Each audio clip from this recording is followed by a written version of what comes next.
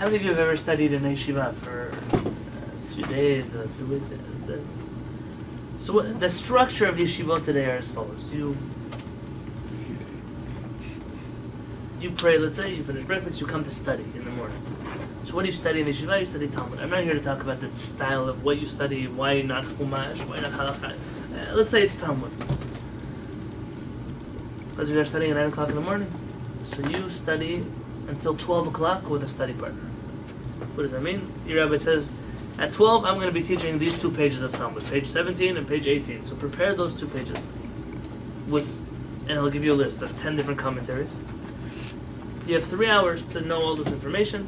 Come to class at 12 and I'm going to teach. And at 12 you go to the class, he teaches you about 45 minutes an hour. More often than not, he doesn't teach you page 17 and 18. He teaches you all kinds of fancy ideas and abstract thoughts and theories that are related to this page. Basically you have the foundation and now he's playing with that foundation. And then afterwards, you go back to the study, you have lunch, you come back to the study hall for another 3 or 4 hours and you review everything you studied in the morning. That's the normal way the yeshiva works. And then again at night. So really you can be in yeshiva for 17 hours a day and study exactly 45 minutes with a rabbi. The rest of the day is one person sitting across from another person studying together.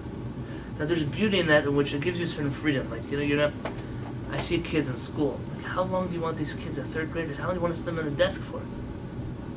45 minutes, get up, you have 30 seconds till the next class, sit down again. Feed you information in 3 seconds. You don't even have a chance to talk, you don't have a chance to think, it's hard. So in this system, you study at your own pace, you study, you know different people study in different ways and different levels, and you kind of find your own path in the yeshiva. But then what normally happens there is it's a tremendous waste of time. Because I never studied page 17 and 18, neither did my study partner. And our Talmudic skills are limited. We're not rabbis yet, we're just Talmudic students. So what do? We open up to page 17, and now we read a sentence, and it's in Aramaic, so we don't understand. So we look at Rashi. Okay, we got 90% of what Rashi said, but there's 3 words we didn't understand. Now we have to find either a commentary that explains Rashi. Which one of the 10 commentaries that explain Rashi? Now we have to go open 10 books. Or we have to take out a Hebrew-English dictionary or an Aramaic-English dictionary and start looking up the root of those words. And now we got the 3 words down in Rashi after 45 minutes of trying. Then we're on to the next sentence. Same story. Back to Rashi. Now you have to open up the books of the commentaries. Now you're breaking your head because this is advanced stuff. Now you have to compare text, you have to open up another book. Just going to the bookcase and back to keep getting books is already a whole production in and of itself. The Sephardic yeshivot did not operate in this model at all. At all. There was no such thing as study partner time. That was for you on your own time. At night, in the afternoon, whenever you had in the morning before services. The yeshiva worked as follows. The Rosh Yeshiva would sit at the head of a table, and everybody would sit around him in a semicircle, like we're doing here. And Rosh Yeshiva would say, we're starting with page 17. He's a Rosh Yeshiva, so he should know the whole Talmud, assuming that he's teaching the class, he should know what he's reading. He reads that first sentence, and he says, now let's read Rashi. He reads Rashi, he knows the words, he explains it to you. You're busy writing down, or listening. Okay, great. Now that we understood the first sentence with Rashi, you don't have to open up the first 8 commentaries because they don't talk about this sentence. Let's open up only the last 2. You don't have to get up and get a book. The rabbi has the book. He reads it to you. You write down in your Talmud where you look it up if you ever need to look it up again. Then he says, okay, let's read the next sentence. The next sentence is Rashi, this commentary. And you read the whole thing. Or, instead of him reading, what he'll do is say, Hillel, you read this sentence.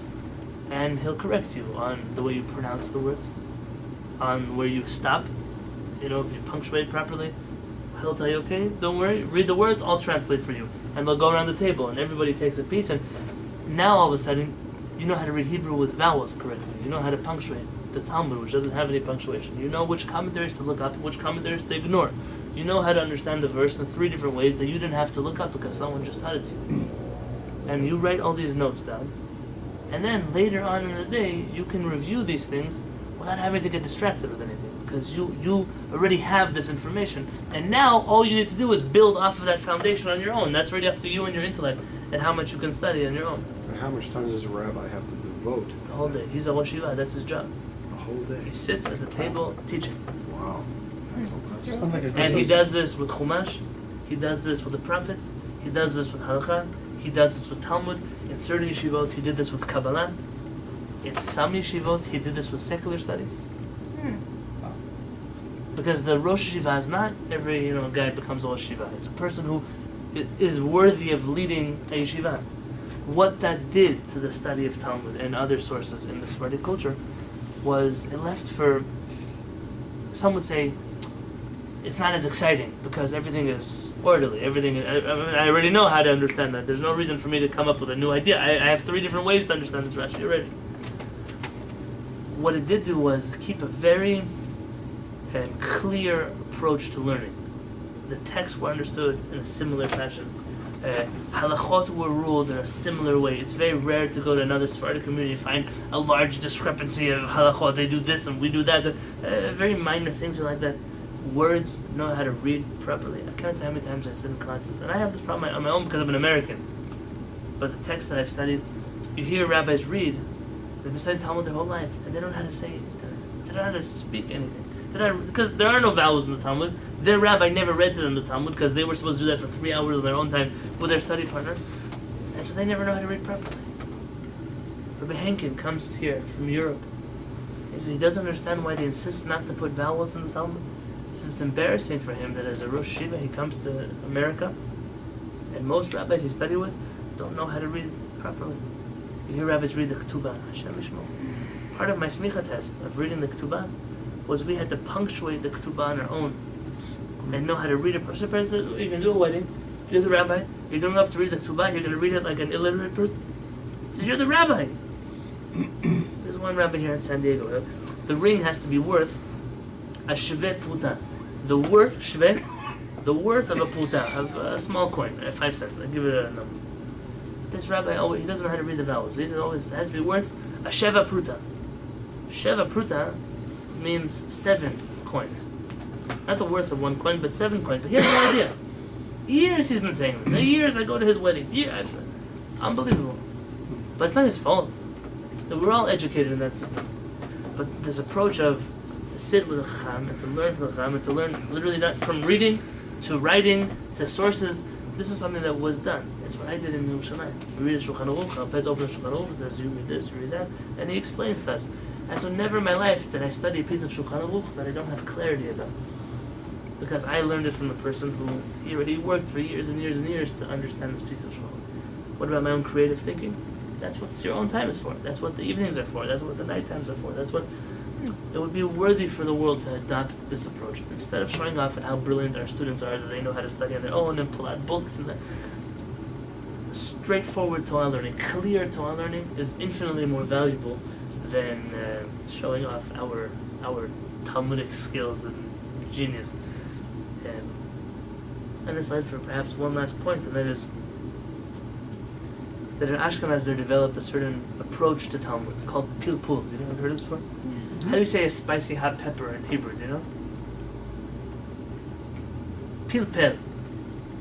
Pilpul is similar to that in the sense that it's a very sharp style of learning.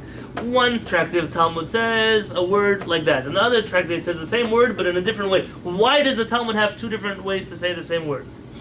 So the rabbis and Ashkenaz say pages and pages and this and that, because over there it's referring to this, and over here it's referring to that, and that's 2 different.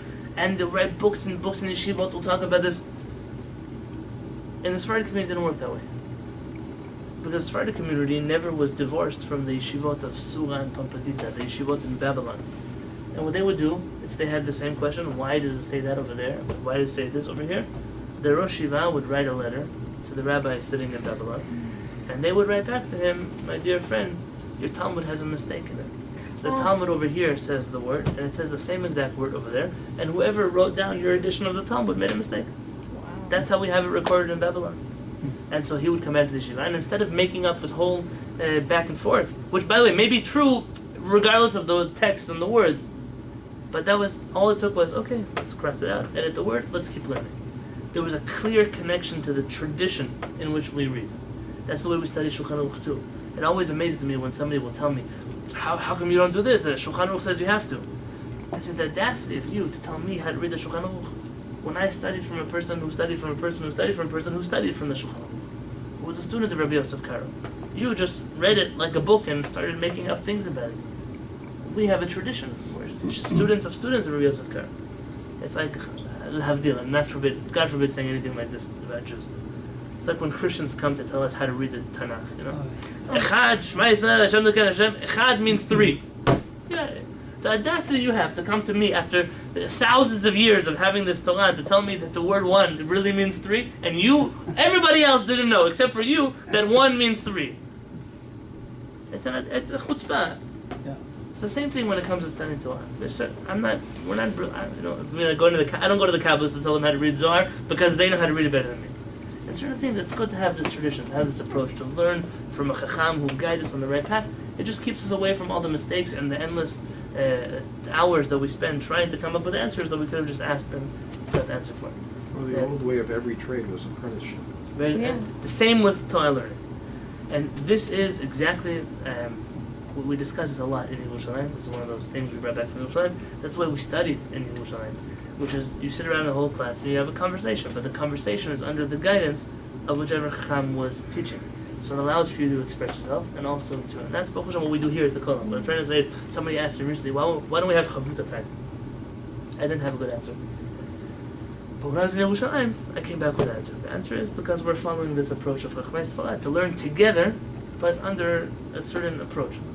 We should keep doing that next week and the week afterwards until the Geulah comes and we all go back to Yerushalayim and learn together.